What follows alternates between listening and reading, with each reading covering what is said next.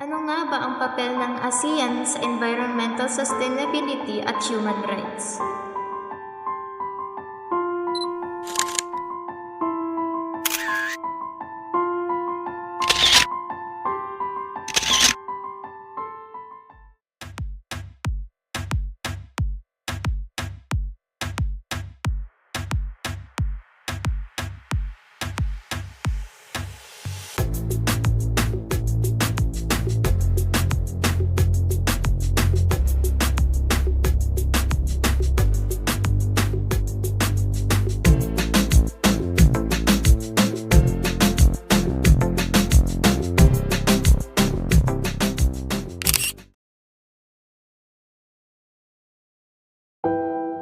Ngunit may mga pagkakataon din nakakaharapin ang mga pagsubok. Kaya ang dapat nating gawin ay magkaisa sa mga programang inilulunsad upang maprotektahan ang ating mga likas yaman.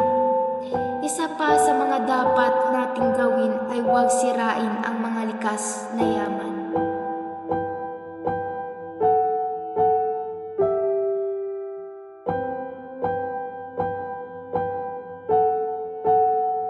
Bilang isang kabataan, kailangan nating makilahok sa mga proyektong ipinapatupad ng ASEAN para sa ating bansa upang ang ating ekonomiya ay masalang umunlad at gumanda ang ating bansa.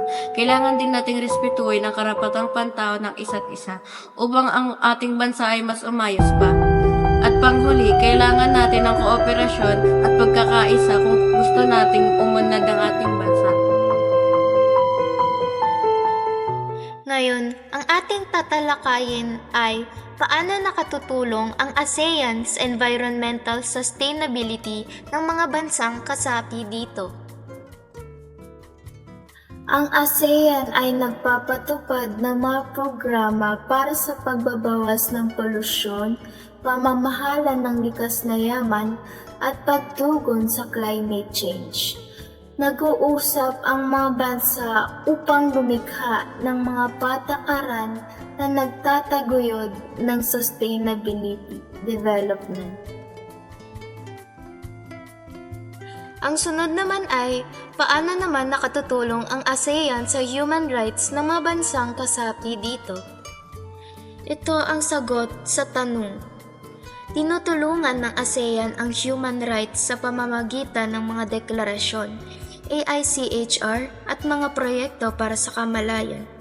Ngunit may hamon dahil sa mga pagkakaiba-iba ng pananaw ng mga bansa. Ito naman ay isa sa mga katanungan ng aming miyembro. Ano-ano ang mga layunin ng ASEAN na nakatutulong sa environmental sustainability ng isang bansa? Nakatutulong ang ASEAN sa kalikasan sa iba't ibang paraan katulad ng pagpoprotekta sa mga gubat, ilog at dagat para hindi masira. Pangalawa, tumutulong din sa mga bansa na bawasan ang polusyon at labanan ang climate change.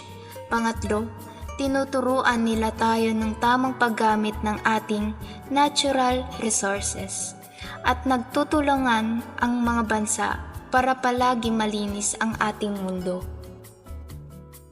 At ang panghuli naman ay, paano nakikipag-ugnayan ang mga bansa sa ASEAN upang masigurado ang likas kayang pag-unlad? Ang mga bansa sa ASEAN ay nakakapag-ugnayan sa iba't ibang paraan upang masigurado ang likas kayang pag-unlad. Sila ay nagpapalakas ng mga inisyatibo sa pag-unlad ng kalikasan, teknolohiya at pulisya. Ang pag-ugnayan ng mga bansa sa ASEAN ay nagbibigay daan sa pagpapabuti ng kalidad ng buhay, pag-unlad ng ekonomiya at pagpapabuti ng kalikasan.